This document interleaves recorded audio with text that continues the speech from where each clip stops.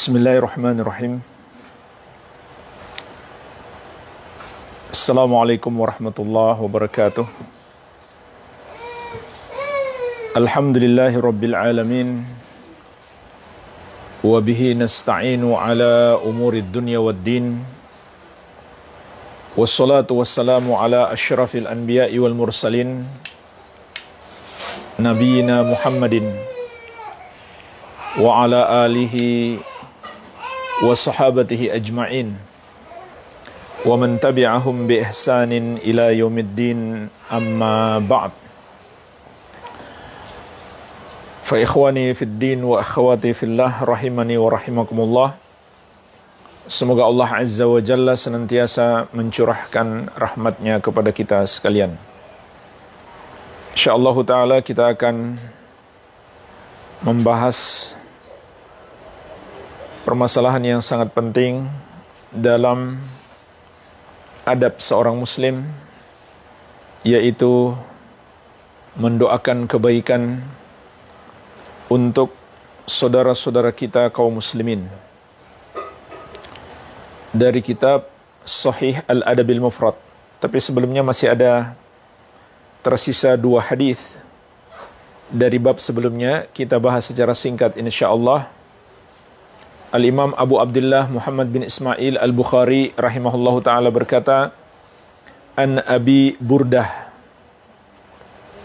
dari tabi'in yang mulia Abu Burdah,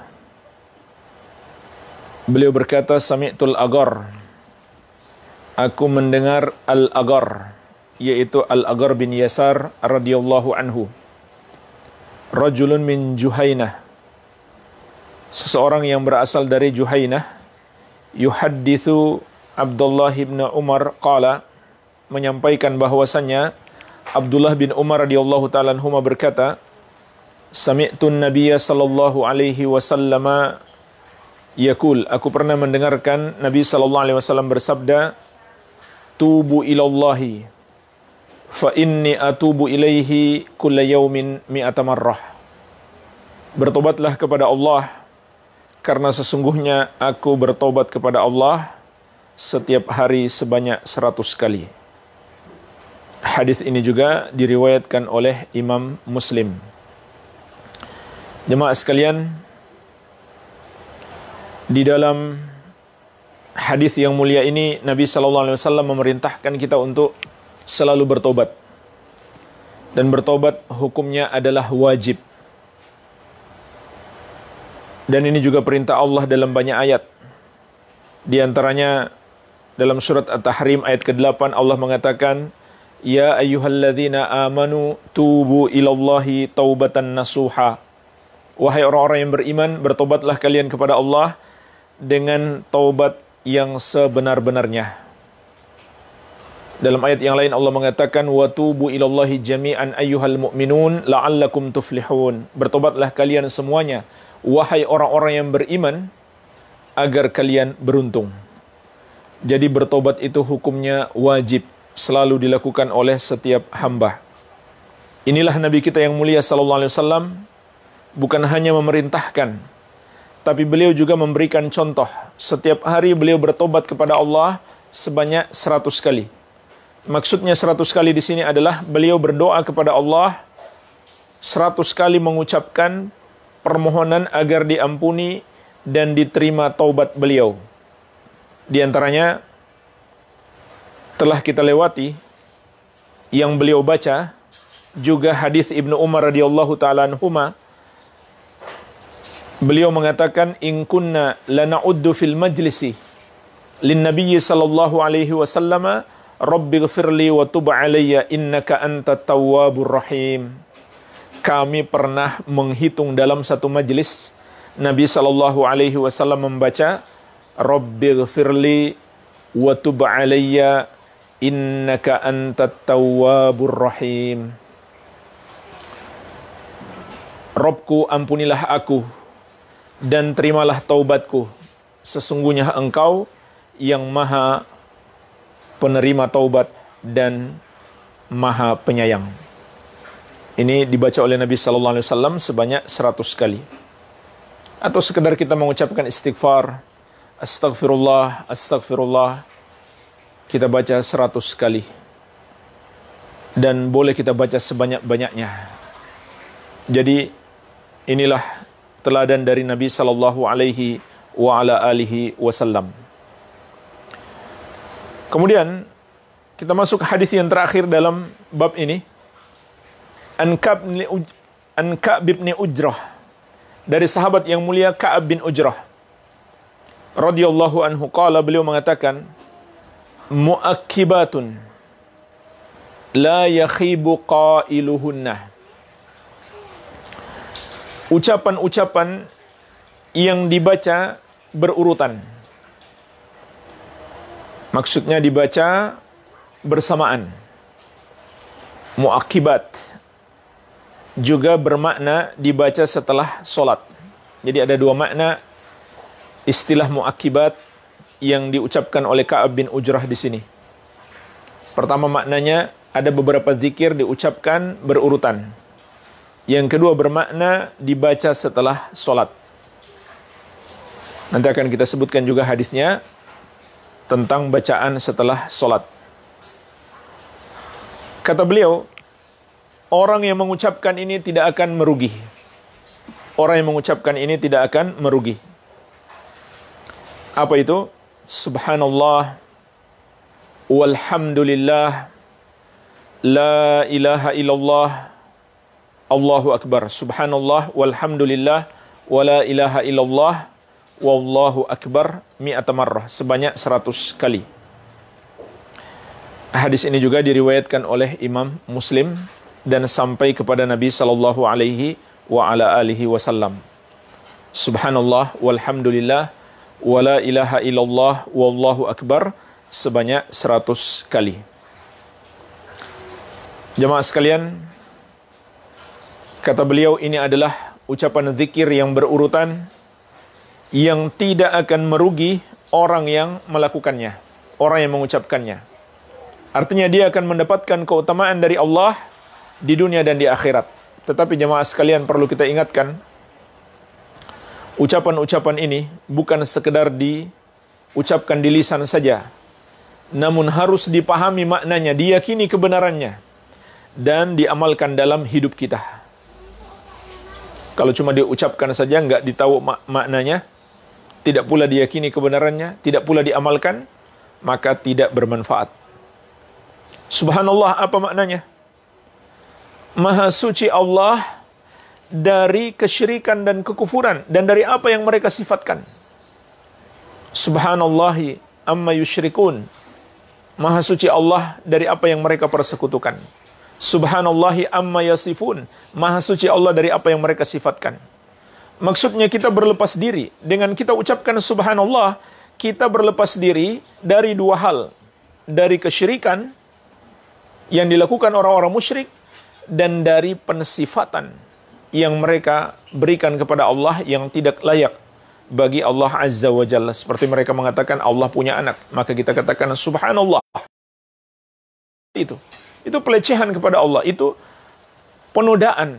Makanya kita sucikan Allah, karena mereka menodai keagungan dan kebesaran Allah. Walaupun bukan Allah yang rugi, mereka yang rugi. Allah tidak ditimpa kemudaratan sedikit pun oleh makhluk. Iya. Alhamdulillah.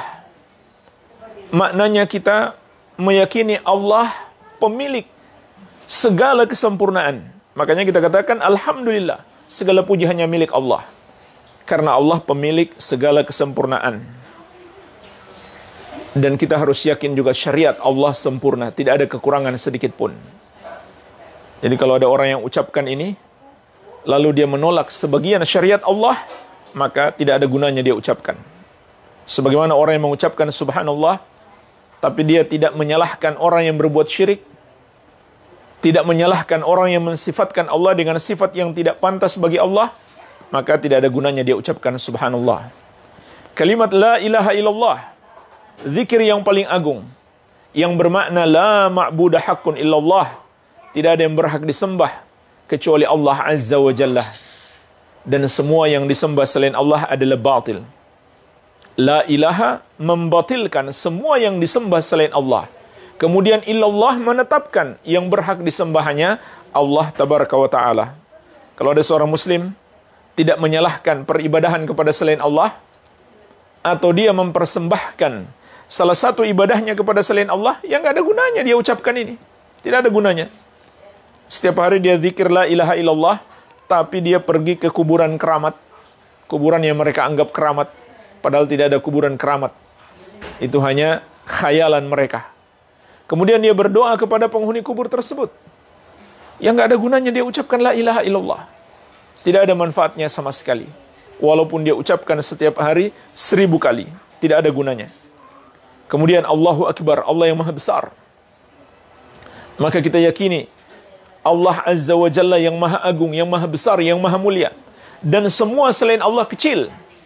Sehingga yang pantas disembah hanya Allah Azza wa Jalla.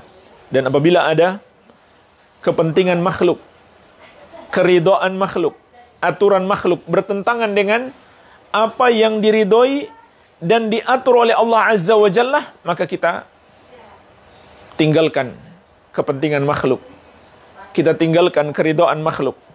Kita selisihi apa yang dibuat-buat oleh makhluk untuk menyelisihi aturan Allah. Itu baru namanya kita beriman Allah Azza wa Jalla yang maha besar. Ya. Dan jemaah sekalian, inti dari semua zikir ini satu, yaitu tauhid.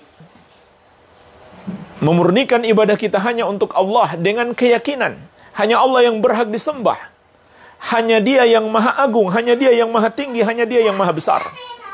Hanya Dia pemilik kesempurnaan. Intinya adalah di situ. Jadi kalau seseorang berbuat syirik, nggak ada gunanya dia berzikir. Baik. Kemudian jemaah sekalian, juga diriwayatkan oleh Imam Muslim dari sahabat yang mulia Abu Hurairah radhiyallahu anhu. Nabi sallallahu alaihi wasallam bersabda, "Man sabbahallaha fi duburi kulli salatin 33." Barang siapa yang mengucapkan subhanallah setiap selesai solat sebanyak 33 kali. Ini penafsiran makna muakibat tadi, dibaca setelah solat. Wa hamidallaha 33. Kemudian dia memuji Allah, mengucapkan alhamdulillah sebanyak 33 kali. Wa kabbarallaha tis'atan afwan 33. Dan dia mengagungkan Allah, mengucapkan takbir Allahu Akbar sebanyak 33 kali. Fatilka tis'atun wa tis'una. Maka itu menjadi 99. Wa qala tamamal mi'ah. Kemudian dia ucapkan untuk menyempurnakan menjadi 100. La ilaha illallah wahdahu la syarikalah. Lahul mulku wa lahul hamdu wa huwa ala kulli syai'in qadir. Artinya, tidak ada yang berhak disembah kecuali Allah yang satu saja, tidak ada sekutu baginya. Miliknya lah kekuasaan, miliknya lah segala pujian, dan Dia maha kuasa atas segala sesuatu. Jemaah sekalian, apa keutamaan kalau kita membaca ini? Gufirat khatayahu wa in kanat mithla zabadil bahar. Orang yang membacanya diampunkan dosa-dosanya walaupun sebanyak buih di lautan. Subhanallah. Jemaah sekalian, jangan kita sia-siakan kesempatan emas setiap habis sholat membaca zikir-zikir ini. Subhanallah 33 kali, Alhamdulillah 33 kali, Allahu Akbar 33 kali. Kemudian kita sempurnakan dengan La ilaha illallah wahdahu la syarikalah, lahul mulku wa lahul hamdu wa huwa ala kulli syai'in qadir. Kata Nabi SAW, siapa yang membacanya sehabis sholat akan diampuni dosa-dosanya walaupun sebanyak buih di lautan. Subhanallah. Tapi jemaah sekalian, sekali lagi, bukan sekedar dibaca di lisan, tapi dipahami maknanya, diyakini kebenarannya, dan diamalkan dalam hidup kita. Kita tauhidkan Allah Azza wa Jalla, kita menjauhi dosa syirik, kita selalu berusaha menjalankan perintah-perintah Allah dan menjauhi larangannya. Kalau baca saja nggak tahu artinya, nggak ada gunanya. Atau tidak meyakini kebenarannya, nggak ada gunanya. Atau menyelisihi dalam amalan, tidak ada gunanya. Begitu pula Syekh Al-Albani rahimahullah pernah mengingatkan, tidak akan mendapatkan keutamaan ini orang yang membacanya tidak benar, melafazkannya dengan cepat. Subhanallah, subhanallah, subhanallah, hamdulillah, hamdulillah, hamdulillah, hamdulillah, Allahu akbar, Allahu akbar, Allahu akbar, Allahu akbar. Itu enggak akan dapat, kata beliau.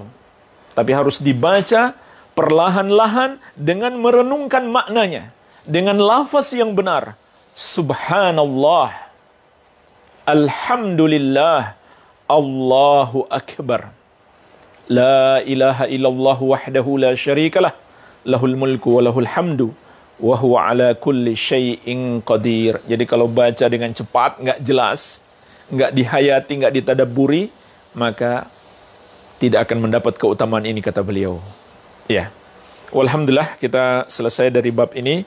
Kita masuk bab berikutnya, babu du'ail akh bi dhahril ghaib.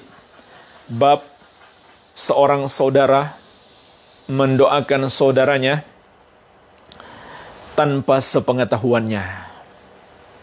Seorang saudara mendoakan saudaranya tanpa sepengetahuannya. Jemaah sekalian, bab ini mengandung dua hal penting yang dianjurkan bagi kita. Yang pertama, anjuran mendoakan saudara kita. Yang kedua, lebih dianjurkan lagi mendoakan saat dia tidak mengetahuinya. Mendoakan saat dia tidak mengetahuinya. Ya. Ini lebih besar faidahnya, keutamaannya. Kenapa? Kata Imam Nawawi rahimahullah, karena itu lebih ikhlas. Sebab amalan yang tersembunyi pada umumnya lebih ikhlas. Ya tidak masalah kalau kita mendoakan saudara kita di hadapan dia.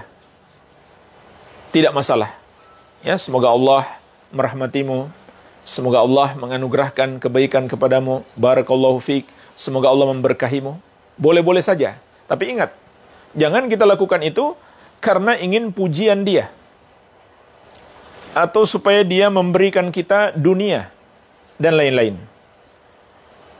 Makanya kalau kita berdoa tidak di hadapan dia, tanpa sepengetahuan dia, itu akan lebih ikhlas karena tertutup semua pintu-pintu keinginan tersebut. Karena dia tidak tahu, sehingga tertutup semua pintu-pintu keinginan tersebut. Iya. Begitu pula jemaah sekalian, ada hadis-hadis khusus yang menjelaskan kepada kita keutamaan mendoakan saudara kita tanpa sepengetahuannya. Imam Al-Bukhari rahimahullah ta'ala menyebutkan di sini, di antaranya dari sahabat yang mulia Abu Bakar As-Siddiq radhiyallahu anhu. Beliau mengatakan, Inna da'watal akh fillah tustajab. Sesungguhnya doa seorang saudara kepada saudaranya sesama muslim itu mustajab. Termasuk doa yang mustajab. Karena ini adalah amalan yang sangat agung dan amalan yang dilakukan oleh para nabi dan rasul alaihi wassalatu wassalam. Insyaallah taala nanti kita sebutkan ayat-ayatnya, doa para nabi dan rasul. Begitu pula para sahabat radhiyallahu taala anhum ajmain kepada saudaranya. Kemudian yang berikutnya, qala rahimahullah an Safwan bin Abdullah bin Safwan wa kanat tahtahu ad-Darda binti Abi Darda. Dari Safwan bin Abdullah bin Safwan, dan beliau memperistri putri Abu Darda. Putri Abu Darda, ya Darda namanya. Darda ini nama perempuan. Ad-Darda. Beliau punya putri, yaitu Abu Darda, sahabat yang mulia, sahabat yang masyhur. Maka beliau dipanggil Abu Ad-Darda. Sahabat yang masyhur, sahabat yang termasuk yang paling berilmu di kalangan sahabat. Abu Darda radhiyallahu anhu. Putrinya bernama Ad-Darda. Ad-Darda ini dinikahi oleh Safwan bin Abdullah bin Safwan.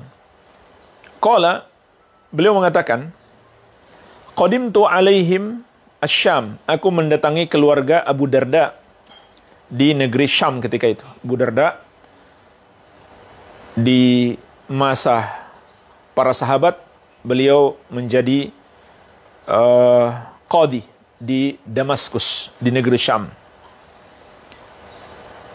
Fawajadtu Ummad Darda fil bait walam ajid Abad Darda, maka aku bertemu dengan Ummu Ad-Darda di rumah dan aku belum bertemu dengan Abu Ad-Darda, bertemu dengan ibu mertuanya. Qalat, lalu ibu mertuanya mengatakan, aturidul hajjah al-am, apakah engkau ingin naik haji tahun ini? Ibu mertuanya ini adalah Ummu Darda As-Sugra, karena Ummu Darda ada dua. Ummu Darda ada dua. Ummu Darda Al-Kubra dan Ummu Darda As-Sugra. Keduanya adalah istri Abu Ad-Darda. Bedanya apa? Yang pertama sahabat, yang kedua tabi'iyah. Yang pertama sahabiyah, yang kedua tabi'iyah. Dan beliau adalah termasuk, keduanya termasuk ulama dari kalangan kaum wanita, sehingga banyak ulama ahli hadis datang belajar kepada mereka. Namun yang diceritakan di sini adalah Ummu Darda As-Sugra, istri keduanya. Lalu datang perawi ini, Safwan bin Abdullah bin Safwan, beliau menanyakan, aturidul hajjal am, apakah engkau ingin naik haji tahun ini? Qultu na'am. Kata beliau, aku berkata, ya, aku akan naik haji tahun ini. Qalat, maka Ummu Darda As-Sugra berkata, fad'ullah lana bi khairin, doakanlah kepada Allah untuk kami agar mendapatkan kebaikan. Fa inna Nabiya sallallahu alaihi wasallam kana yaqul, karena sesungguhnya Nabi sallallahu alaihi wasallam bersabda, inna da'watal mar'il muslim mustajabatun li akhihi bi dhahril ghaib. Sesungguhnya doa seorang muslim itu mustajabah, akan dikabulkan oleh Allah Azza wa Jalla ketika dia mendoakan saudaranya tanpa sepengetahuan saudaranya tersebut. Inda ra'sihi malakun, inda ra'sihi malakun muwakkalun. Kenapa mustajabah? Karena di sisi kepalanya ada malaikat khusus yang ditugaskan oleh Allah Azza wa Jalla. Kullama da'a li akhihi bi khairin qala amin. Setiap kali dia mendoakan kebaikan untuk saudaranya, maka malaikat itu berkata, amin walaka bimithlin. Amin, ya Allah kabulkanlah, dan semoga engkau, wahai yang berdoa, mendapatkan yang semisal dengan apa yang engkau mintakan untuk saudaramu tersebut.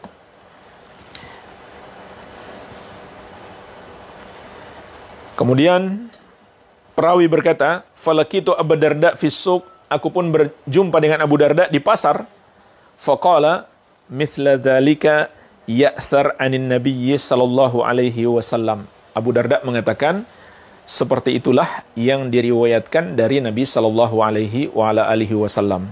Jadi istrinya ini meriwayatkan dari Abu Darda dari Nabi sallallahu alaihi wasallam. Tapi perawi ini kurang puas. Dia masih bertanya lagi kepada Abu Darda untuk memastikan. Maka Abu Darda memastikan itu dari Rasulullah sallallahu alaihi wasallam. Baik. Jemaah sekalian, dalam hadis ini ada sejumlah pelajaran, di antaranya yang bisa kita petik. Hadis yang mulia ini menunjukkan keutamaan kita berkeluarga dengan orang-orang soleh, atau mengikat tali pernikahan dengan keluarga berilmu, keluarga orang-orang soleh, maka akan banyak kebaikan-kebaikan yang kita dapatkan. Lihatlah tabi'in ini, Safwan bin Abdullah bin Safwan, menikahi putri Abu Darda, maka dia pun mendapatkan ilmu. Bukan hanya dari ayahnya, dari ayah mertuanya, bahkan dari ibu mertuanya. Subhanallah. Ini keutamaan kita berkeluarga dengan keluarga yang baik-baik, keluarga yang soleh, keluarga yang berilmu. Dan juga hadis ini memberi pelajaran penting kepada kaum wanita. Kaum wanita, kalau mereka betul-betul belajar, mereka bisa bersaing dengan kaum laki-laki. Ummu Darda, kedua Ummu Darda ini adalah dua orang ulama, satu dari kalangan sahabat, satu dari kalangan tabi'iyah, dari kalangan tabi'in. Para ulama ahli hadis sepeninggal Abu Darda itu berdatangan kepada mereka dan belajar kepada mereka. Dan mereka meriwayatkan hanya dari Abu Darda. Kebanyakannya, mayoritasnya. Abu Darda yang belajar kepada Rasulullah SAW, dan beliau adalah termasuk ulamanya para sahabat, sehingga beliau diangkat menjadi qadhi di negeri Syam. Maka beliau memberikan pendidikan yang terbaik untuk istri-istrinya, sehingga Ummu Darda Al-Kubra maupun Ummu Darda As-Sughra itu menjadi rujukan para ulama ahli hadis sepeninggal Abu Darda. Sepeninggal Abu Darda, mereka mengambil hadis dari Ummu Darda. Iya. Kemudian jemaah sekalian, hadis ini juga menunjukkan bolehnya kita minta didoakan oleh saudara kita. Boleh kita minta didoakan oleh saudara kita sesama muslim. Dan ini termasuk tawasul. Ini termasuk tawasul yang dibolehkan dalam syariat. Minta didoakan. Syaratnya ada 3. Yang pertama, orangnya masih hidup. Meminta doa kepada orang yang sudah wafat adalah kesyirikan. Yang kedua, orangnya hadir. Hadir dalam artian kita berkomunikasi secara wajar. Bukan seakan-akan dia maha mendengar. Seperti Allah Azza wa Jalla. Entah dia ada di mana, lalu kita bermohon kepadanya. Apalagi dia sudah mati. Kuburnya di mana? Di Arab, kita di Indonesia. Seakan-akan dia maha mendengar dong kalau begitu. Jadi itu bukan sekedar syirik dalam doa. Itu juga syirik dalam sifat Allah. Karena hanya Allah yang maha mendengar. Kalau seseorang dari Indonesia berdoa kepada Syekh Abdul Qadir Jilani yang dikubur di Arab, seakan-akan dia meyakini Syekh Abdul Qadir Jilani itu maha mendengar seperti Allah Azza wa Jalla. Iya, bahkan jemaah sekalian, andai dia mendekat sekalipun, orang-orang yang sudah wafat itu tidak akan bisa mendengarkan. Iya. Kemudian syarat yang ketiga, dia adalah orang soleh. Dia adalah orang soleh. Iya. Jadi ini 3 syarat. Boleh bertawassul kepada orang yang masih hidup, yaitu dengan cara minta didoakan. Bukan berdoa kepadanya, tapi minta didoakan. Dan ini sering dilakukan oleh Nabi SAW. Dan hadis ini juga menunjukkan, lebih disunahkan lagi ketika dia mau melakukan perjalanan ibadah. Apalagi perjalanan ibadah yang sangat agung, yaitu haji dan umroh. Jadi hal yang baik. Kalau ada saudara kita mau pergi haji atau mau pergi umroh, kita minta didoakan. Ya, tetapi minta didoakan ya, bukan kirim surat. Sebagian orang kirim surat. Mereka tulis nama-namanya di kertas, kemudian kata mereka tolong lemparkan di kubur Nabi SAW. Atau tulis nama suami istri tolong diabadikan di Jabal Rahmah. Itu tidak benar, itu cara yang tidak benar. Ya, bahkan syirik kalau mereka bermaksud berdoa kepada Nabi SAW atau meyakini Jabal Rahmah itu bisa menjadi penentu hubungan suami istri. Iya. Jadi ini lebih dianjurkan lagi. Ada saudara kita pergi haji atau umroh, minta didoakan. Apalagi sekarang mudah, tinggal kita WhatsApp, tolong doakan saya. Iya.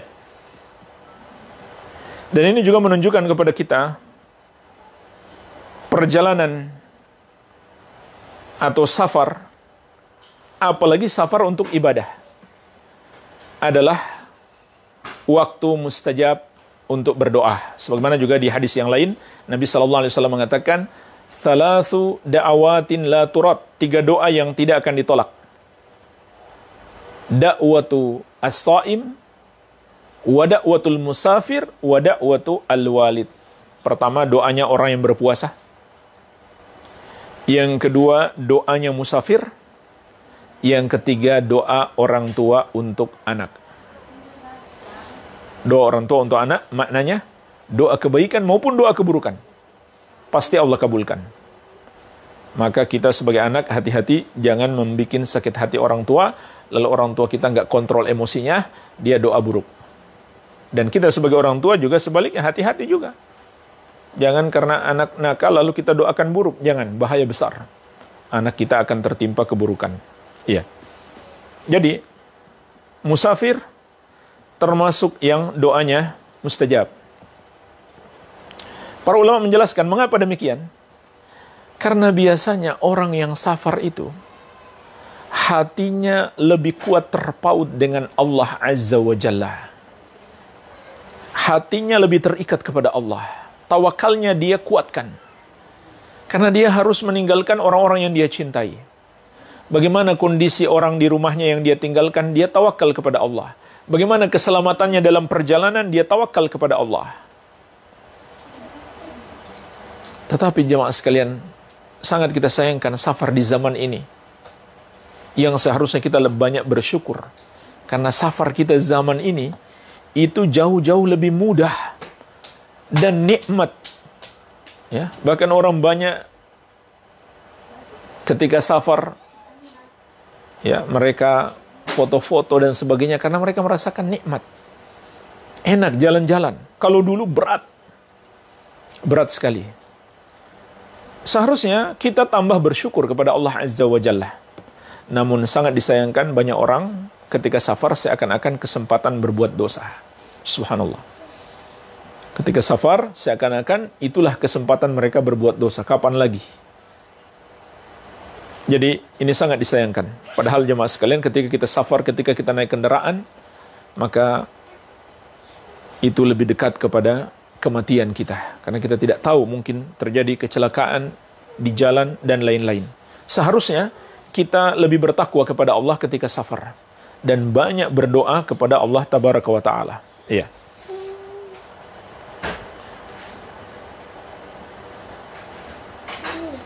Kemudian jemaah sekalian, di sini juga kita bisa memetik pelajaran bagaimana generasi salaf dalam beragama.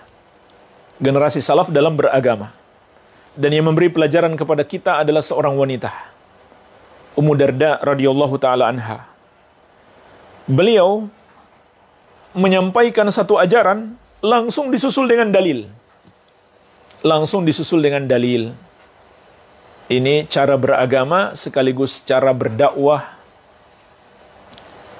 cara menyampaikan ilmu.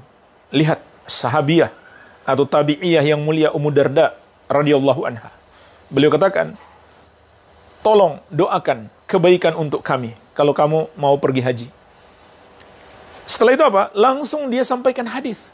Karena Nabi SAW bersabda. Jadi begini jemaah sekalian cara beragama yang ditunjukkan salaf. Kita beragama dengan dalil. Dan beliau memberi contoh yang lebih. Bukan sekedar tahu dalilnya. Beliau hafalkan dalilnya. Itu lebih bagus lagi. Ini pelajaran bagi kita untuk berdakwah.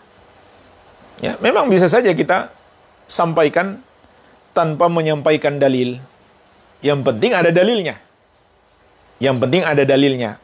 Kalau kita nggak hafal, ya tidak masalah. Kita sampaikan, tidak masalah. Tapi kalau kita sampaikan dengan dalil, maka itu yang terbaik. Dan itu yang akan lebih memberi pengaruh kepada jiwa manusia. Ya, kalau kita cuma sampaikan begitu saja, mungkin orang masih ragu. Ada dalilnya nggak?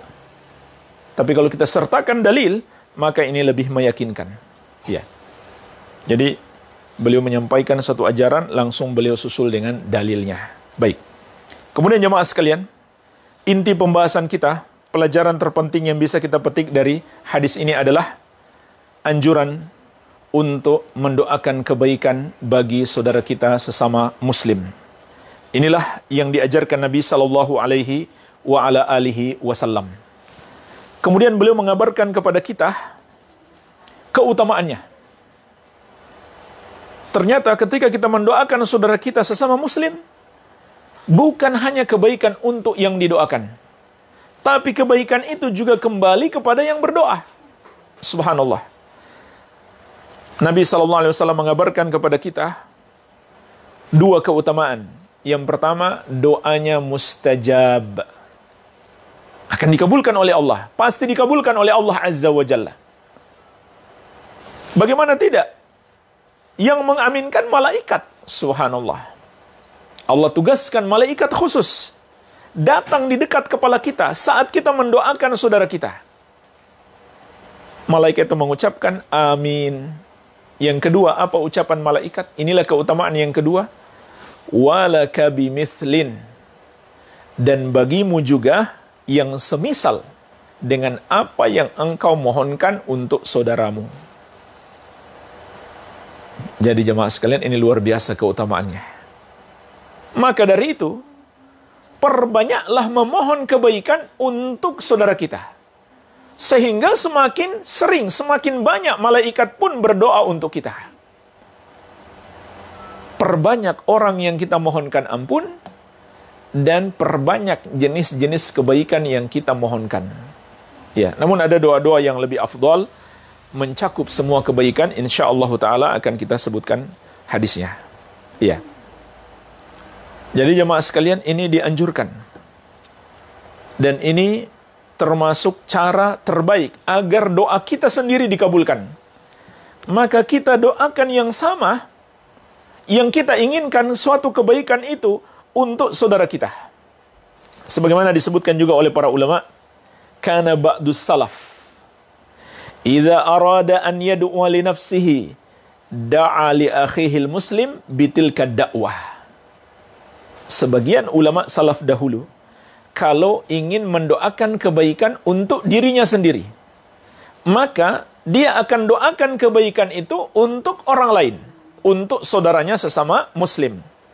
Li'annaha tustajabu wa yahsulu lahu mithluha. Karena doa seperti itu mustajab dan dia akan mendapatkan yang semisal dengan kebaikan yang dia doakan untuk saudaranya. Jadi ini cara terbaik untuk berdoa kepada Allah Azza wa Jalla supaya doa kita dikabulkan. Maka di samping kita berdoa untuk diri kita sendiri, doakan kebaikan itu untuk saudara kita. Terutama jemaah sekalian tentunya hidayah. Memohon hidayah. Kita berdoa, ya Allah, berikan hidayah untuk saudaraku. Tambahkan hidayah kepadanya. Anugerahkan kepadanya ilmu yang bermanfaat. Atau doa-doa yang bersifat duniawi juga tidak masalah. Ya Allah, sehatkan saudaraku. Ya Allah, sembuhkan sakitnya kalau dia sakit. Ya Allah, anugerahkan kepadanya rizki yang melimpah dan berkah.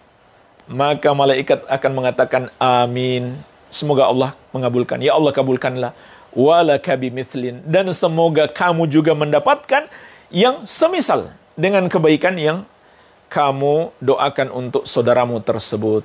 Jadi, ulama salaf dahulu benar-benar mempraktikkan doa ini.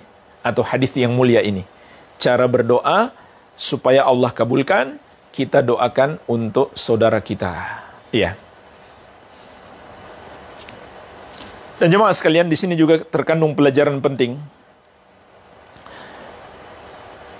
bahwa sesama muslim, sesama orang-orang yang beriman itu adalah satu tubuh.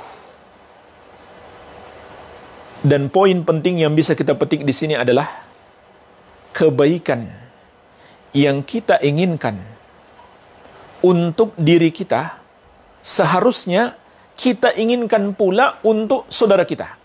Dan ini berlaku dalam semua urusan. Baik urusan agama maupun urusan dunia. Kita ingin masuk surga, kita pun ingin saudara kita masuk surga. Kita ingin mendapatkan keutamaan amalan-amalan dan ilmu yang bermanfaat, kita pun ingin saudara kita mendapatkan yang semisal. Makanya kita dakwahi kan? Kita sampaikan ilmu kan? Karena kita ingin saudara kita juga seperti itu. Termasuk jemaah sekalian keuntungan-keuntungan dunia. Kita ingin mendapatkan rizki melimpah dan berkah, untung banyak. Kita pun seharusnya ingin itu untuk saudara kita. Jadi jemaah sekalian, tercelah persaingan bisnis. Maksudnya persaingan yang tidak sehat tentunya. Atau sekedar pingin lebih kaya daripada saudara kita. Pingin bisnis lebih maju daripada saudara kita. Itu hal yang tercela. Seharusnya kita pingin minimal sama kita. Dalam hal bisnis. Bahkan dalam hal apa saja. dalam hal apa saja. Walaupun tentu dalam hal duniawi kita berusaha. Berusaha berlomba-lomba dalam kebaikan. Tapi bukan berarti kita ingin saudara kita tidak mendapatkan kebaikan, tidak. Kita juga harus inginkan dia mendapatkan kebaikan. Namun kita berlomba di sini. Adapun dalam hal duniawi, tercela kita berlomba-lomba padanya. Makanya dulu para sahabat Nabi SAW, kalau punya harta, kalau perlu dibagi dua. Ya, seperti yang terjadi pada Sa'ad dan Abdurrahman bin Auf. Sa'ad itu termasuk orang terkaya di kota Madinah.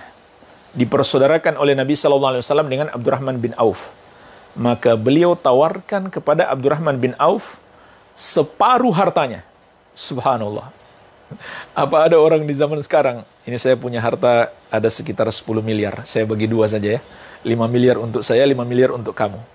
Itu jarang sekali ya. Mungkin hampir mustahil. Ini terjadi di masa para sahabat Nabi SAW. Walaupun Abdurrahman bin Auf juga orang yang tahu diri, dia tidak memanfaatkan kekayaan temannya, tidak. Ini juga salah. Mentang-mentang berteman dengan orang kaya, dia manfaatkan. Begitu sudah jatuh miskin, dia meninggalkan. Ini juga tidak benar. Sahabat Abdurrahman bin Auf, karena dia pintar bisnis, beliau menolak tawarannya. Beliau bilang, tunjukkan saja di mana pasar. Dan beliau berbisnis, sehingga beliau menjadi termasuk salah seorang sahabat yang paling kaya raya. Iya. Jadi jamaah sekalian, ini pelajaran penting yang bisa kita petik. Kita adalah bagian dari saudara kita. Kita adalah satu tubuh. Oleh karena itu Rasulullah SAW menegaskan, la yu'minu ahadukum hatta yuhibba li akhihi ma yuhibbu li nafsihi. Tidak sempurna iman seorang dari kalian sampai dia mencintai kebaikan untuk dirinya, kebaikan untuk saudaranya sebagaimana dia cintai kebaikan itu untuk dirinya. Perhatikan jemaah sekalian, hadis yang mulia ini. Tidak sempurna iman kita sampai kita inginkan saudara kita mendapatkan kebaikan sebagaimana yang kita miliki. Maka barulah iman kita sempurna. Kurang iman kita kalau kita ingin selalu lebih tinggi daripada saudara kita. Kalau kita menginginkan saudara kita mendapatkan kebaikan seperti yang kita dapatkan, baik dunia maupun akhirat, barulah sempurna iman kita. Karena kita satu tubuh, kita saudara. Dan ini persaudaraan yang sifatnya ibadah. Persaudaraan yang sifatnya ibadah kepada Allah Azza wa Jalla. Sebagaimana terkandung dalam firman Allah, innamal mu'minuna ikhwah. Sesungguhnya orang-orang mukmin itu bersaudara. Rasulullah SAW bersabda, al-mu'min lil mu'min kal bunyan yashuddu ba'duhu ba'da. Seorang mukmin terhadap mukmin yang lain bagaikan sebuah bangunan.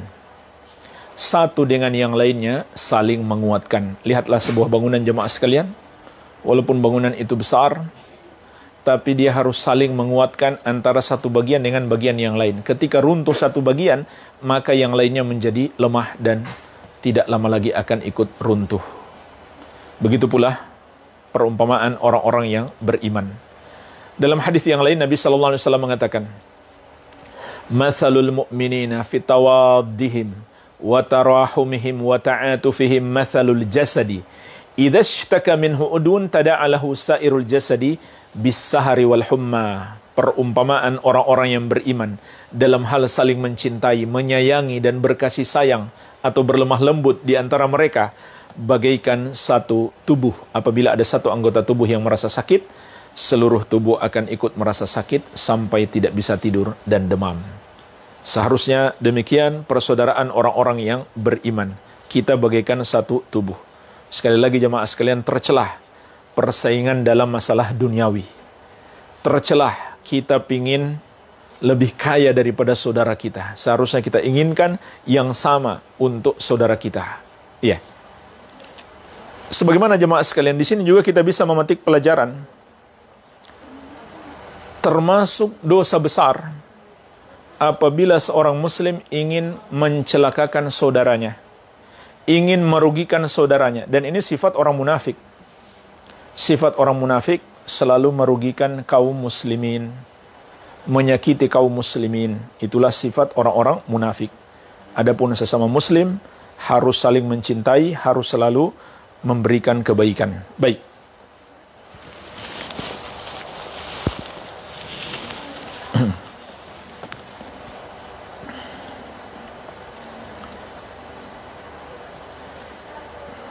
Jemaah sekalian, di dalam hadis ini juga ada pelajaran semangat salaf dahulu untuk memastikan ajaran itu benar-benar dari Rasulullah SAW.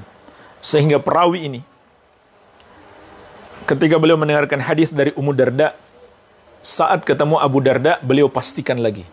Karena saking semangatnya dia ingin memastikan bahwa yang dia amalkan itu benar-benar dari Rasulullah SAW. Ini teladan dari generasi salaf untuk kita. Beragama harus dengan dalil, beragama harus dengan ilmu. Iya.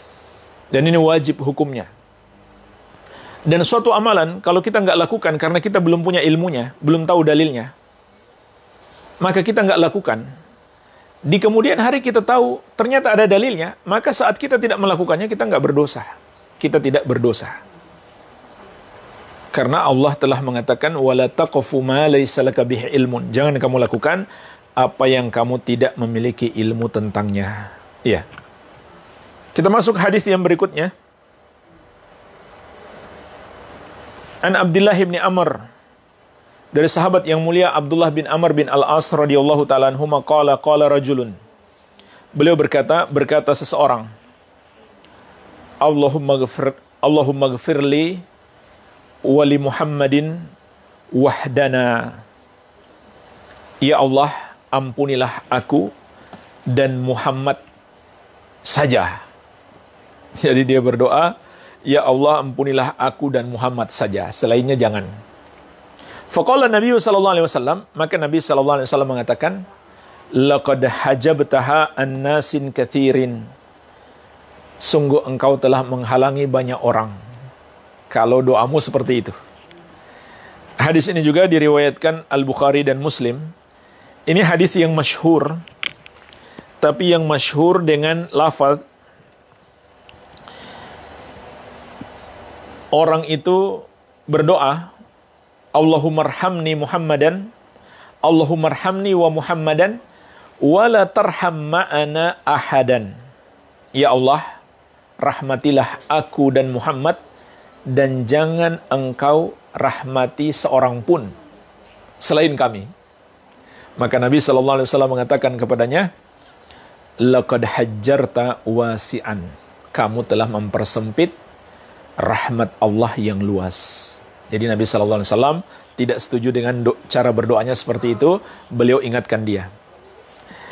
Jamaah sekalian, kenapa orang ini berdoa seperti itu?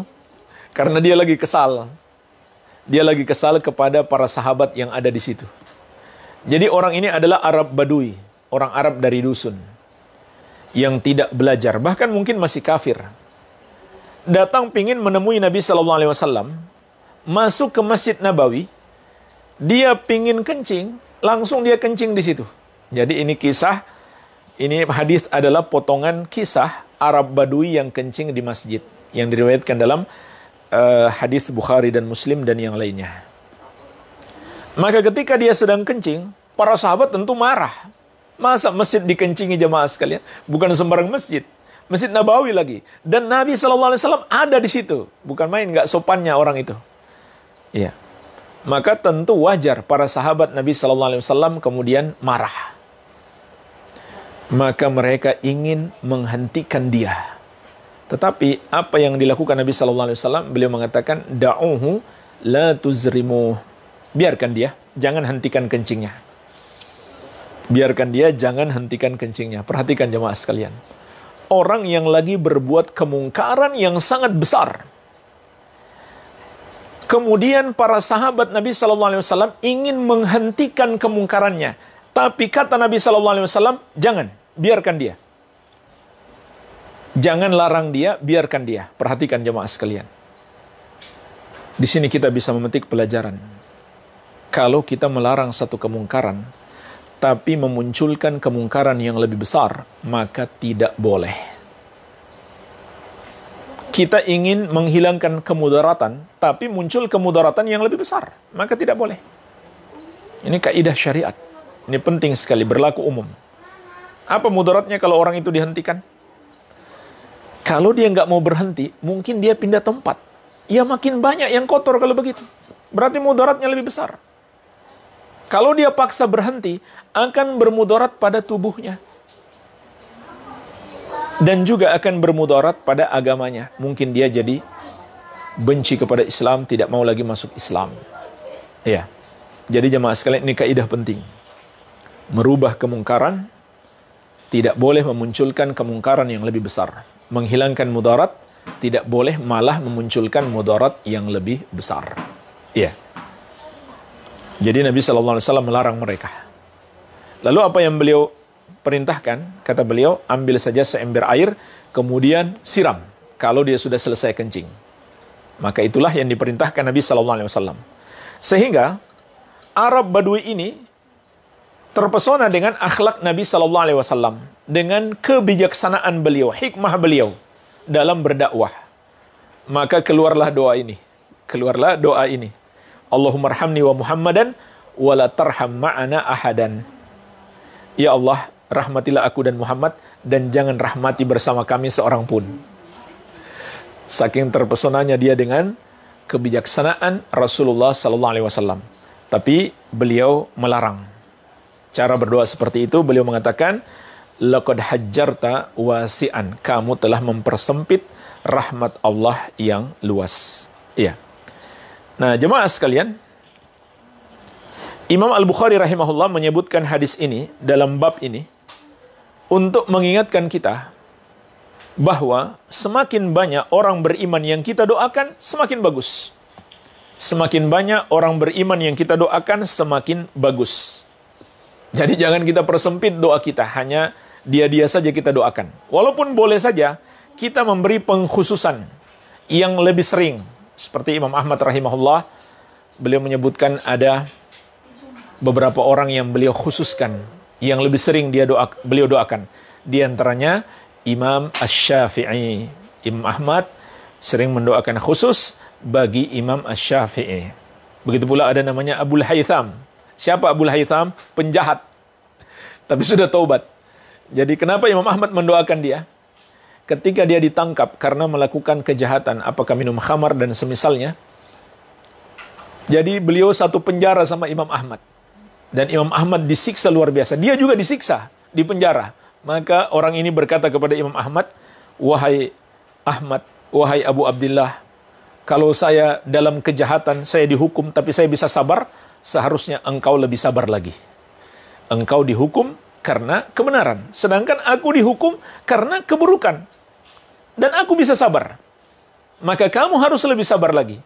Maka ini kata-kata yang membuat Imam Ahmad semakin kuat menghadapi hukuman karena berpegang teguhnya dia dengan kebenaran. Iya. Makanya Abul Haytham ini termasuk yang sering didoakan oleh Imam Ahmad. Tapi yang tidak boleh adalah kita membatasi hanya mereka-mereka saja. Seperti yang dilakukan oleh Arab Badui tadi. Maka ini bertentangan dengan akhlak kenabian. Akhlak kenabian. Di dalam Al-Quran, Allah menyebutkan akhlak para nabi dan rasul alaihissalatu wassalam. Bahkan juga ini akhlak sahabat yang Allah abadikan dalam Al-Quran. Yaitu suka mendoakan orang-orang beriman secara keseluruhan. Allah sebutkan doa Nabi Nuh alaihissalam dalam surat Nuh ayat ke-28. Nabi Nuh alaihissalam berdoa, Rabbighfirli wali walidayya waliman dakhala baytiya mu'minan walil mu'minina wal mu'minat. Wahai Rabbku, ampunilah aku dan kedua orang tuaku dan siapa saja yang memasuki rumahku dalam keadaan beriman, dan bagi seluruh orang-orang beriman laki-laki maupun perempuan. Surat Nuh ayat ke-28. Allah menyebutkan juga tentang doa Nabi Ibrahim alaihissalam dalam surat Ibrahim ayat 41. Nabi Ibrahim alaihissalam berdoa, Rabbana ghfirli wali walidayya walil mu'minina yawma yakumul hisab. Wahai Rabb kami, ampunilah aku dan kedua orang tuaku dan kaum mukminin pada hari ketika ditegakkannya hisab. Kaum mukminin pada hari ketika ditegakkannya hisab. Ya. Kemudian Allah juga memerintahkan kepada Nabi Muhammad SAW untuk melakukan yang sama dengan para nabi terdahulu. Sebagaimana di surat Muhammad ayat 19. Fa'lam annahu la ilaha illallah wastaghfir li dzambika walil mu'minina wal mu'minat. Ketahuilah bahwasannya la ilaha illallah, tidak ada yang berhak disembah kecuali Allah. Dan mohonkanlah ampunan untuk dosamu dan untuk dosa kaum mukminin dan mukminat. Jadi subhanallah, ini akhlak para nabi dan rasul alaihi wassalatu wassalam yang sepatutnya kita teladani. Mendoakan kaum mukminin, semakin banyak kaum mukminin yang kita doakan, maka tentu semakin banyak pahala kita. Kemudian jemaah sekalian, Allah menyebutkan doa para sahabat. Subhanallah. Para sahabat bukan para nabi dan rasul, tapi karena kemuliaan mereka, doa mereka pun Allah abadikan dalam Al-Quran. Yaitu doa untuk saudara-saudara mereka. Sebagaimana dalam surat Al-Hasyr ayat ke-10. وَالَّذِينَ جَاءُوا مِنْ بَعْدِهِمْ. Dan orang-orang yang datang setelah mereka. Orang-orang yang datang maksudnya muhajirin. Setelah mereka, mereka di sini adalah kaum Ansar. Yaqulun, mereka berdoa. Rabbana ighfir lana wa li ikhwanina alladhina sabaquna bil iman. Wahai Rabb kami, ampunilah kami dan saudara-saudara kami yang telah mendahului kami dalam keimanan. Wala taj'al fi qulubina ghillan lil ladzina amanu. Dan janganlah engkau jadikan dalam hati kami kedengkian atau kebencian kepada orang-orang yang beriman. Rabbana innaka raufur rahim. Wahai Rabb kami, sesungguhnya engkau maha lembut lagi maha penyayang. Inilah doanya para sahabat Nabi SAW yang Allah sebutkan di surat Al-Hasyr ayat ke-10 yang sudah sepatutnya kita teladani. Jadi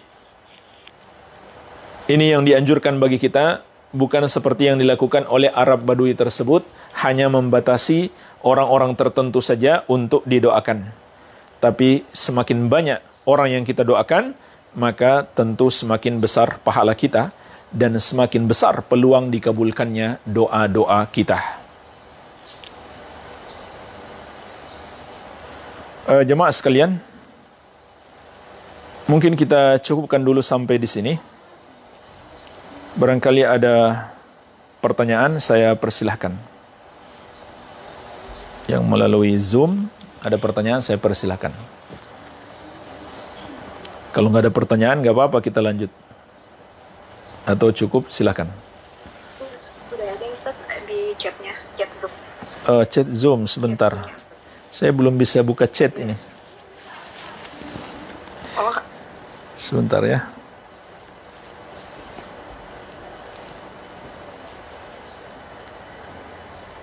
Udah bisa, oke. Suara saya masih kedengaran?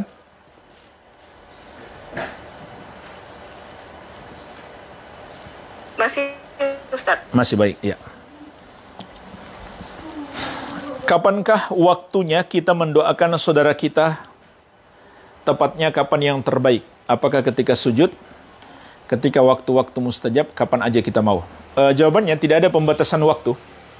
Kapan saja insya Allah tidak masalah. Semakin baik waktunya, maka semakin bagus untuk berdoa. Ya, dalam sujud itu sangat bagus. Sebagaimana hadis yang masyhur, Nabi SAW mengatakan, aqrabu ma yakunul abdu min rabbihi wa huwa sajidun fa akthiru ad-du'a. Saat terdekat seorang hamba dengan Allah Azza wa Jalla saat dia sedang sujud, maka perbanyaklah doa. Tidak masalah, doa apa saja itu bebas, termasuk mendoakan saudara kita. Jadi waktunya bebas, kapan saja. Ya, terutama tentunya waktu-waktu yang mustajab seperti di akhir malam, begitu pula di hari Jumat, ba'da asar sampai maghrib, dan lain-lain.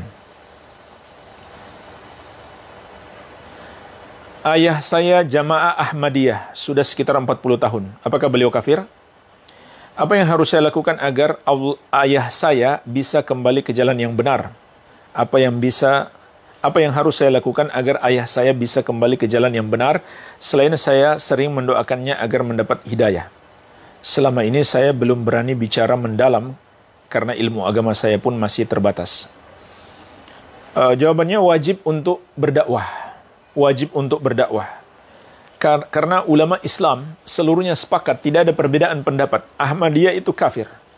Ahmadiyah itu kafir. Seorang muslim yang masuk ke dalam Ahmadiyah dan meyakini keyakinan mereka, maka batal Islamnya. Itu sepakat ulama, tidak ada perbedaan pendapat. Tidak ada perbedaan pendapat. Oleh karena itu jemaah sekalian, tidak ada Ahmadiyah yang resmi, yang diakui di negara Islam manapun. Di negara Islam manapun di dunia hari ini. Tidak ada yang mengakui mereka sebagai bagian dari kaum muslimin. Makanya pusat Ahmadiyah itu, kalau bukan di India, maka di London, di Inggris. Karena Ahmadiyah itu adalah agama boneka yang dibuat oleh Inggris saat menjajah India untuk melemahkan jihad kaum muslimin. Ya. Maka wajib berdakwah, dan itulah bakti anak terbesar kepada orang tua. Sebagaimana kita bahas di bab-bab awal kitab ini tentang kewajiban berbakti kepada orang tua, maka bakti terbesar yang dilakukan para sahabat Nabi SAW kepada orang tua mereka adalah mendakwahi mereka, mengajak mereka kembali masuk Islam bagi yang sudah murtad. Ini wajib bagi anak, ini bakti terbesar seorang anak. Dan mungkin anak yang berusaha mengajak orang tuanya untuk beriman, dia akan menghadapi cobaan-cobaan. Mungkin akan dimarahi oleh orang tuanya. Bahkan mungkin nggak diakui anak oleh orang tuanya. Maka ini harus kita hadapi. Demi orang tua kita. Ini cinta yang sebenarnya. Walaupun dimarahi oleh orang tua kita nggak peduli. Yang penting kita usahakan dia dapat hidayah. Maka wajib berdakwah. Kalau alasannya kurang ilmu, ya belajarlah. Belajar. Memang berdakwah harus belajar menuntut ilmu. Nggak boleh kita beralasan saya nggak punya ilmu, saya nggak mau dakwah. Ya harus belajar. Harus belajar. Minimal tentang keyakinan pokok yang diselisihi oleh Ahmadiyah. Yaitu keyakinan terhadap Nabi Muhammad sallallahu alaihi wasallam. Jadi mereka meyakini Nabi Muhammad sallallahu alaihi wasallam bukan Nabi yang terakhir. Iya. Dan ini kufur. Sepakat ulama, tidak ada perbedaan pendapat. Walaupun mereka mengatakan, kami beriman kepada Nabi Muhammad sallallahu alaihi wasallam. Tapi mereka mengatakan juga, bukan beliau Nabi terakhir, masih ada yang lain, Mirza Ghulam Ahmad dari India. Maka dengan sebab itu mereka kafir, murtad, keluar dari Islam, kalau tadinya Muslim. Iya. Jadi harus belajar. Hafalkan dalil-dalilnya. Di antaranya Allah Azza wa Jalla berfirman, "Makana Muhammadun aba ahadim min rijalikum, walaki Rasulullahi wa khataman nabiyyin." Muhammad itu bukanlah bapak salah seorang laki-laki di antara kalian. Maksudnya beliau nggak boleh mengangkat anak lalu dinasabkan kepada beliau jadi anak Muhammad, ya. Akan tetapi dia adalah utusan Allah wa khataman nabiyyin, dan penutup para nabi. Ya, kemudian baca tafsirnya. Ya, karena mereka juga punya syubhat-syubhat di situ. Ya, khataman nabiyyin, penutup para nabi, mereka bilang maksudnya cincin para nabi. Itu tidak benar, ya. Itu tidak benar. Itu baca tafsirnya untuk membantah syubhat-syubhat mereka. Ya. Begitu pula Nabi SAW mengatakan, "Ana khatamul anbiya, la nabiyya ba'di." Atau kama qala alaihi salatu wassalam, aku penutup para nabi, tidak ada nabi setelahku. Iya. Dan masih banyak, ini harus dipersiapkan, harus dipelajari ilmunya. Baik. Juga tidak masalah kalau mau berdakwah kepada orang tua dengan cara minta tolong orang lain. Ya, mungkin ada keluarga yang dia segani, yang bisa menyampaikan dakwah juga bagus. Atau kalau mengundang mungkin seorang ustadz bikin kajian di rumah dan membahas itu, undang orang tua, juga tidak masalah, boleh.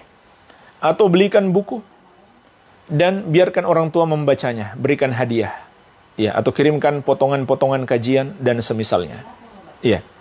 Jadi harus ada usaha berdakwah, walaupun tidak langsung melalui buku, melalui kajian-kajian, itu juga termasuk berdakwah. Iya. Bagaimana hukum mendoakan diri sendiri atau saudara yang ditulis di media sosial dan terkadang ada keluh kesah?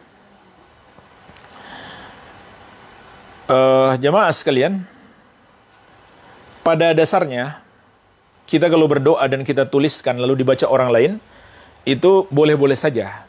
Karena faktanya para ulama di buku-buku yang mereka tulis berisi doa juga kan, seringkali berisi doa. Dan buku-buku itu disebarkan. Jadi pada dasarnya itu boleh saja. Dan mungkin saja kita dapat manfaat, yaitu orang membacanya ikut mengaminkan. Iya. Kalau keluh kesahnya ditujukan kepada Allah tidak mengapa, tapi kalau keluh kesah yang membuat orang tahu apa kebutuhan kita itu tidak baik. Itu tidak baik. Dan mungkin setan memasukkan dalam hati kita keinginan supaya orang yang baca jadi kasihan sama kita. Nah, itu kan sama saja mengeluh kepada mereka. Ya. Tulis misalkan di Facebook, ya Allah, pulsaku habis misalkan. Padahal tujuannya untuk mengabarkan kepada teman-teman di Facebooknya. Sebenarnya dia bukan berharap kepada Allah. Atau mungkin awalnya dia berharap kepada Allah. Tapi setan masuk ke dalam hatinya, membuat dia jadi berharap mudah-mudahan ada kawan yang baca yang kasihan. Ya. Jadi tidak sepatutnya keluh kesah itu ditulis di medsos. Kalau doa-doa yang umum, yang baik, tidak mengapa insya Allah. Sebagaimana para ulama di buku-buku menuliskan doa-doa untuk diri sendiri maupun untuk pembaca. Iya.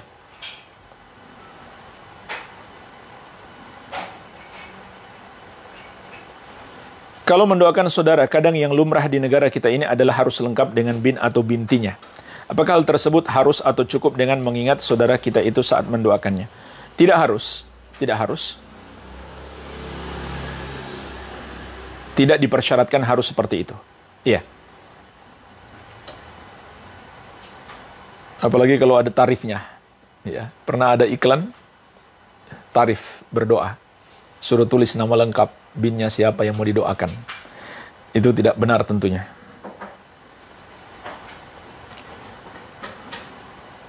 Ya, seorang nggak bisa dia mengumumkan, ayo siapa yang pingin saya doakan. Yaitu bisa memunculkan ujub di dalam dirinya. Sahabat yang mustajabud doa yang terkenal Sa'ad bin Abi Waqqas radhiyallahu anhu tidak pernah melakukan hal tersebut.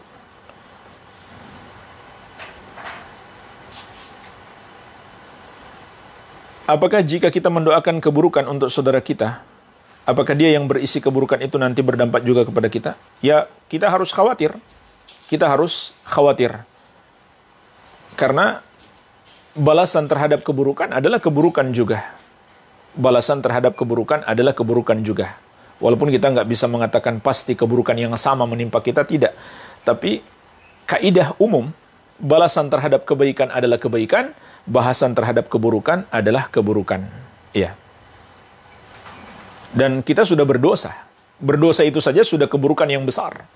Kalau kita mendoakan keburukan untuk saudara kita, kita sudah mendapatkan keburukan sebenarnya. Yaitu kita mendapatkan dosa. Ya. Kalau mendoakan untuk teman kita yang kafir, isinya kebaikan untuk dunia, akhiratnya, hidayah. Apakah dibolehkan?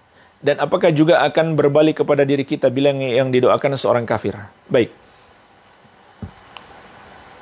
Pertama, dibolehkan mendoakan hidayah untuk orang kafir. Yang tidak boleh adalah mendoakan ampunan atau rahmat baginya. Atau nikmat-nikmat akhirat yang lain. Kecuali doakan supaya dia dapat hidayah. Dan ini juga doa dilakukan Nabi SAW. Doa dilakukan Nabi SAW. Beliau telah mendoakan sejumlah sahabat yang dulunya kafir.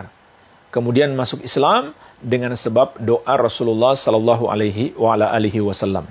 Ya. Kemudian,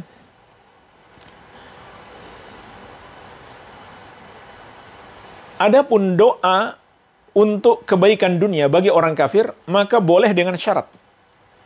Masuk di dalam ayat La yanhakumullahu 'anil ladzina lam yuqatilukum fid din wa lam yukhrijukum min diyarikum an tabarruhum wa tuqsitu ilaihim. Innallaha yuhibbul muqsitin. Allah tidak melarang kalian untuk berbuat baik dan berlaku adil kepada orang-orang kafir yang tidak memerangi kalian karena agama kalian dan tidak mengusir kalian dari negeri kalian. Sesungguhnya Allah mencintai orang-orang yang berbuat adil. Jadi itu syaratnya. Syarat yang pertama, doanya dalam masalah duniawi. Misalkan kita katakan, semoga kamu lulus ujian sekolah. Boleh-boleh saja. Yang kedua, dia bukan termasuk orang kafir yang memerangi Islam dan kaum muslimin. Ya. Nah, kalau kita mendoakan kebaikan untuk dia, apakah juga akan kembali kepada kita? Kalau secara umum, seperti yang kita katakan tadi, kaidah umum, perbuatan baik ini termasuk perbuatan baik. Kita mendoakan kebaikan untuk orang kafir. Maksudnya supaya dapat hidayah. Maka ini perbuatan baik. Maka secara umum, balasan kebaikan adalah kebaikan juga. Hal jazaul ihsan illal ihsan. Tidaklah balasan kebaikan kecuali kebaikan. Tapi apakah persis seperti yang kita mintakan? Itu memerlukan dalil khusus. Saya belum tahu dalilnya, wallahu alam.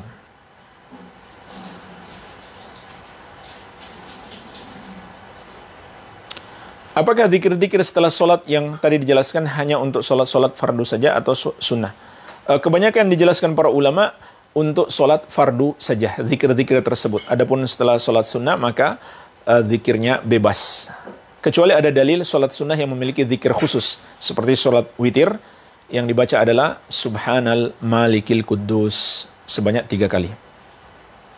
Dan yang ketiganya agak dipanjangkan, Subhanal Malikil Quddus.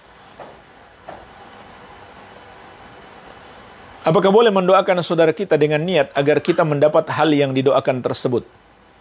Apakah itu termasuk doa yang ikhlas untuk saudara kita? Jawabannya boleh, kan itu hadisnya memang. Bahkan itu memang seperti itu yang dipahami oleh sebagian salaf sebagaimana telah kita nukilkan tadi. Sebagian salaf memang sengaja melakukannya. Kalau dia punya hajat, pingin sesuatu, maka sesuatu itu dia mintakan untuk saudaranya. Supaya Allah kabulkan untuknya juga. Dan memang itu, pemahaman hadisnya memang seperti itu. Itu yang dilakukan oleh para ulama salaf. Ya. Dan itu tidak keluar dari keikhlasan. Itu tidak keluar dari keikhlasan. Ya. Karena masih mengharapkan balasan dari Allah Azza wa Jalla. Bukan balasan dari saudara kita. Kalau kita mengharapkan balasan dari dia, nah itu yang keluar dari keikhlasan atau minimal berkurang keikhlasan. Jadi itulah sebabnya tadi kita katakan, lebih afdal kita berdoa saat dia tidak tahu. Itu lebih ikhlas. Kalau dia tahu, mungkin muncul dalam hati kita keinginan supaya dia juga membalas yang sama. Dia mendoakan untuk kita. Maka ini termasuk dalam keinginan mendapatkan balasan dari dia. Iya. Memang sudah kewajiban dia. Kalau kita berbuat baik kepadanya, dia balas. Tapi kita mengharapkan dia berbuat baik kepada kita, itu yang tidak boleh.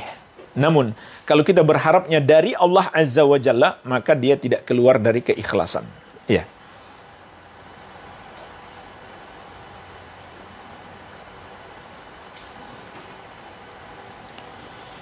Apakah jika kita berdoa untuk diri sendiri ataupun untuk orang lain di dalam rumah yang masih ada memajang foto atau gambar makhluk bernyawa, tetap akan ada malaikat yang mengaminkannya?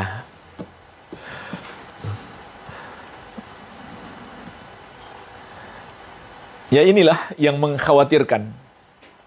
Inilah yang mengkhawatirkan karena Nabi sallallahu alaihi wasallam mengatakan, "Innal malaikata la tadkhulu baitan fihi kalbun wala surah." Sesungguhnya malaikat tidak akan memasuki rumah yang padanya ada anjing dan ada gambar bernyawa. Ini mengkhawatirkan. Kita nggak bisa memastikan malaikat itu mengaminkan atau tidak dalam kondisi seperti itu karena butuh dalil-dalil perinciannya. Tapi patut kita khawatir. Jangan-jangan malaikat nggak mau. Masuk saja nggak mau, apalagi mengaminkan karena ada penyimpangan, ada maksiat di situ. Iya. Jadi intinya kita perlu khawatir, namun memastikan apakah begini dan begitu, itu tidak bisa kecuali dengan dalil. Ya. Akan tetapi, jika itu bukan rumah kita, sehingga kita nggak berkuasa di rumah itu, maka tidak masalah, itu urusan mereka, dosa mereka. Kita tetap berdoa. Tapi kalau rumah kita sendiri ya, harus kita singkirkan semua gambar-gambar bernyawa, patung-patung, lukisan, foto-foto, agar malaikat mau memasuki rumah kita. Tapi kalau rumah orang lain, ya tetap kita doakan dosa-dosa mereka, urusan mereka. Ya bisa saja dengan doa kita, mereka mendapatkan hidayah.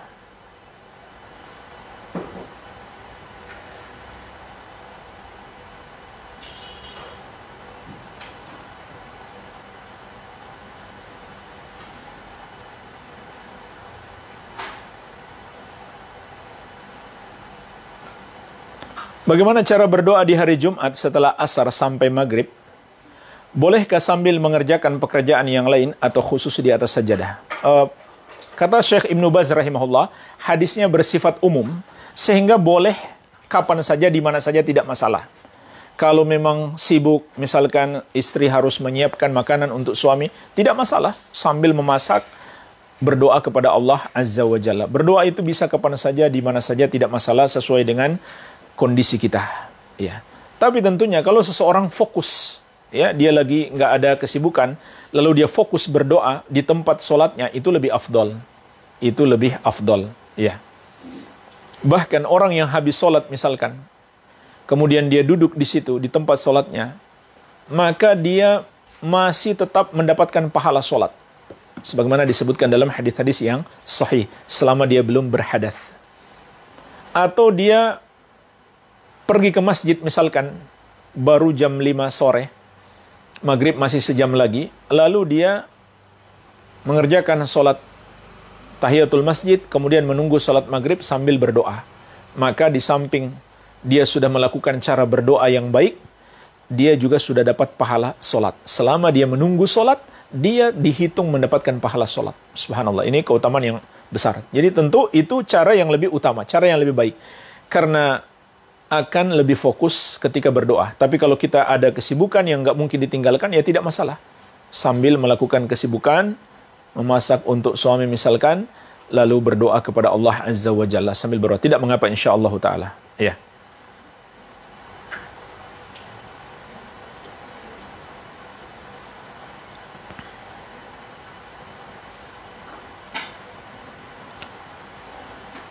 Saya sering menasihati adik saya karena suka berbuat kasar kepada ibu saya. Tapi ibu saya malah merasa terganggu bila saya menasihati adik saya. Karena ibu saya yang menerima akibatnya perlakuan buruk. Sebaiknya apa yang saya kerjakan? Biiznillah, kalau mendoakan suka saya lakukan supaya semua mendapatkan hidayah. Tetap dinasihati, diingatkan, ya, dan ditingkatkan kualitas nasihatnya. Ingatkan azab Allah Azza wa Jalla. Ingatkan dosa besar. Ingatkan, anak itu nggak akan sukses, anak itu akan celaka kalau menyakiti orang tuanya. Sebagaimana di awal-awal kitab ini, bacalah kembali di bab-bab pertama sampai puluhan bab berikutnya itu berbicara tentang wajib berbakti kepada orang tua, termasuk ancaman-ancaman yang keras. Ya, di antaranya Nabi SAW mengingatkan azab yang Allah akan percepat di dunia, salah satunya adalah anak durhaka. Bersama dengan azab yang sudah menantinya di akhirat. Ya, harus diingatkan, nggak akan sukses, nggak akan berhasil. Anak yang durhaka pada orang tuanya. Ya. Kalau dia berlaku buruk lagi kepada orang tuanya, setelah dinasihati, nasihati lagi. Kalau perlu dimarahi. Ya, dimarahi dengan tidak berlebih-lebihan tentunya.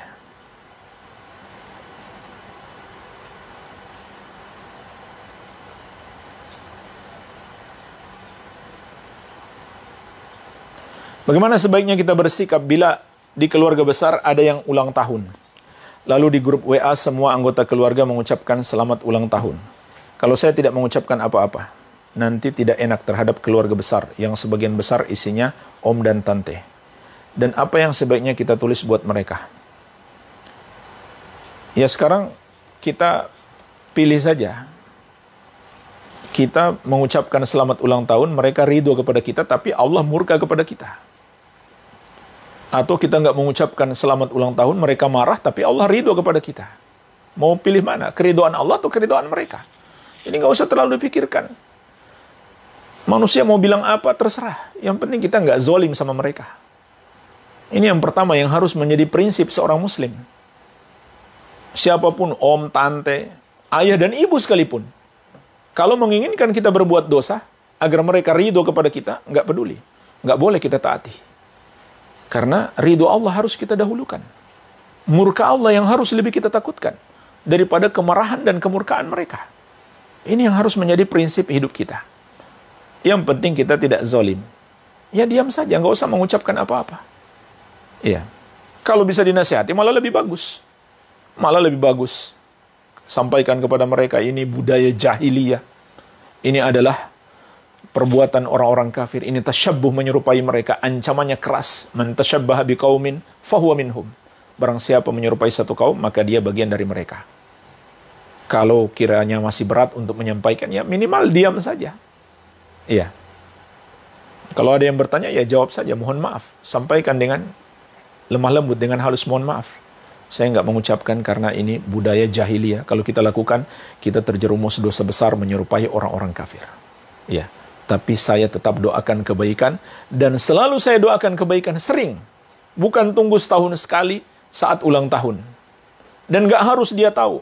Yang ulang tahun itu kita mendoakan dia. Iya.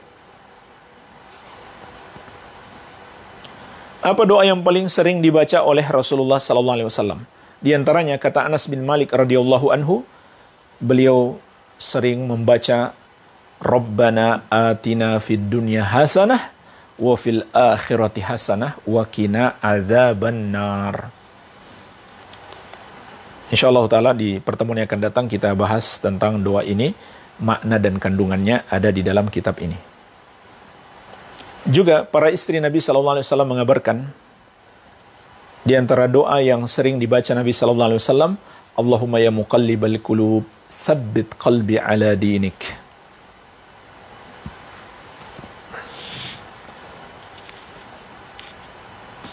Jadi ini di antaranya doa-doa yang dibaca oleh Nabi sallallahu alaihi wasallam, dan ini semuanya doa-doa untuk meminta hidayah dan meminta istiqamah. Itu yang paling penting. Itu inti daripada doa yang sering dibaca Nabi sallallahu alaihi wasallam. Meminta hidayah dan meminta istiqamah.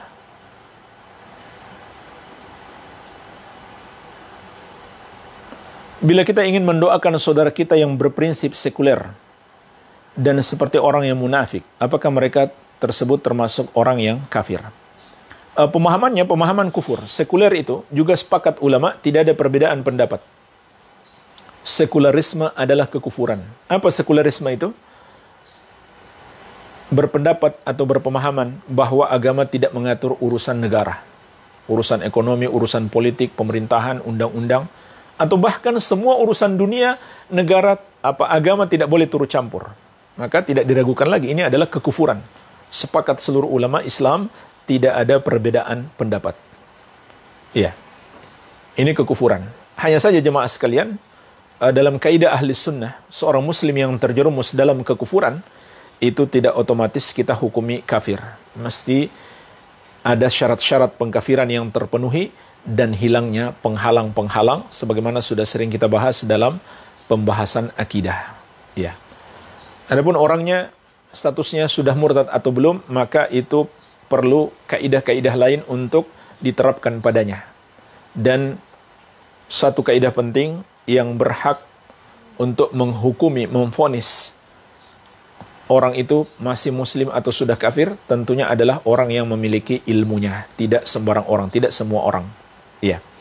Namun yang terpenting bagi kita adalah berdakwah, mendakwahi mereka.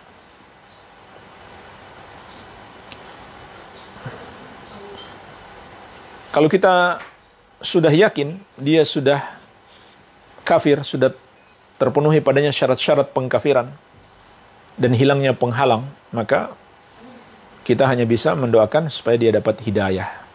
Tidak boleh mendoakan diampuni dan dirahmati. Iya. Tapi kalau kita masih ragu dia masih muslim atau sudah kafir, maka kembali kepada hukum asal. Karena al-yakin la yazul bisyak. Keyakinan tidak dihilangkan dengan keraguan. Maka hukum asalnya dia masih muslim, doakan kebaikan. Ya, dan subhanallah, betapa banyak kaum muslimin yang seperti ini.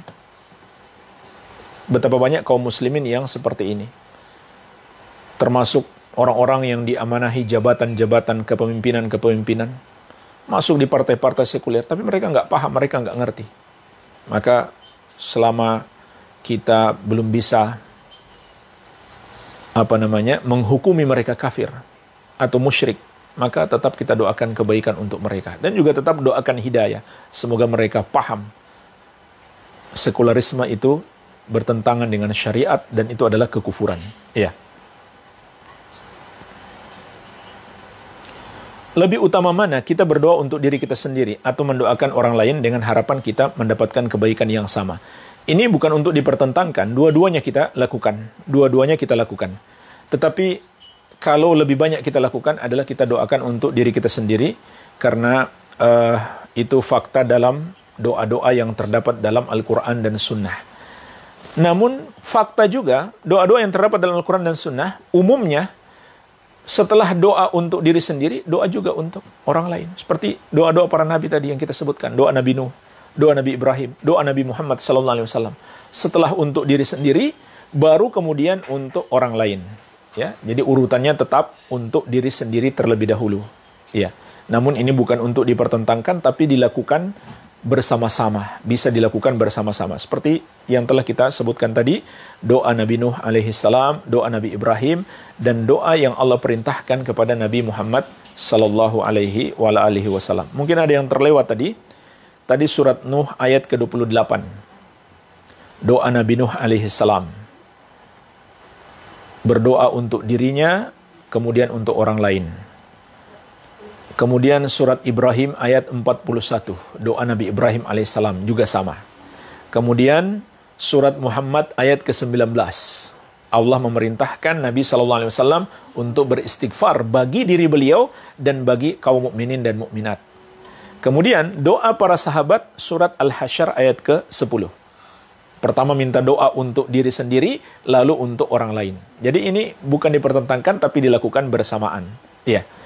Walhamdulillah, ini pertanyaan sudah terjawab semuanya. Mungkin ini saja yang bisa kita sampaikan. Lebih dan kurangnya saya mohon maaf. Wabillahi taufik. Subhanakallahumma bihamdik. Asyhadu an la ilaha illa anta astaghfiruka wa atubu ilaik. Wa sallallahu ala nabiyina Muhammadin wa alihi wasallam. Walhamdulillahi rabbil alamin. Wassalamualaikum warahmatullahi wabarakatuh.